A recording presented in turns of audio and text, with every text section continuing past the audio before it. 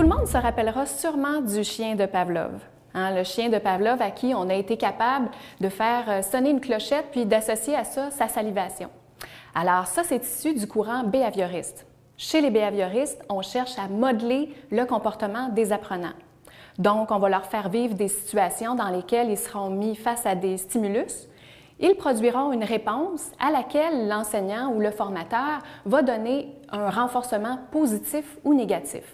Si le renforcement est positif, l'apprenant a plus de chances de vouloir reproduire ce comportement-là, plutôt que si le renforcement est négatif, l'apprenant va peut-être s'efforcer d'oublier la reproduction de ce comportement-là. Dans un contexte comme celui-là, le rôle de l'enseignant, c'est de faire le design de l'apprentissage, c'est-à-dire de découper les tâches en petites bouchées et à aider les élèves à traverser les différentes étapes pour qu'il y ait apprentissage. Le rôle de l'élève dans ce contexte-là, c'est d'être plutôt passif, d'écouter et de réagir en déduisant quels sont les comportements souhaitables dans l'environnement qu'il traverse.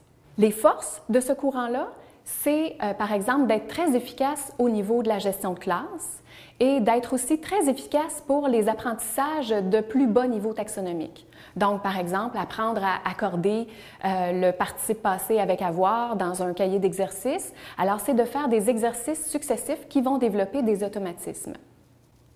Les limites de ce courant-là, c'est par exemple notre incapacité à découper une compétence complexe. Par exemple, avoir un regard critique sur une situation, c'est très difficile de découper ça en plusieurs petites tâches successives. Il faut vraiment, dans ce cas-là, vivre une situation complexe. Alors, le behaviorisme ne sera pas utile pour développer des compétences. Une autre force du behaviorisme, c'est de nous permettre de développer des routines et des procédures. Les limites du behaviorisme, c'est en fait de ne pas s'intéresser à ce qui se passe dans la tête de l'apprenant quand il fait une erreur.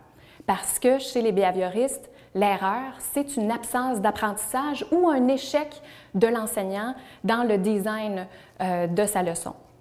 Donc, on va avoir besoin d'aller puiser dans les autres courants pour comprendre pourquoi les élèves font une erreur.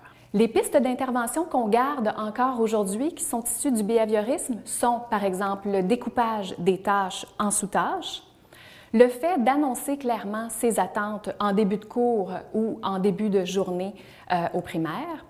C'est aussi le renforcement. Donc, on a conservé du behaviorisme le fait de renforcer positivement les comportements qu'on veut voir reproduire.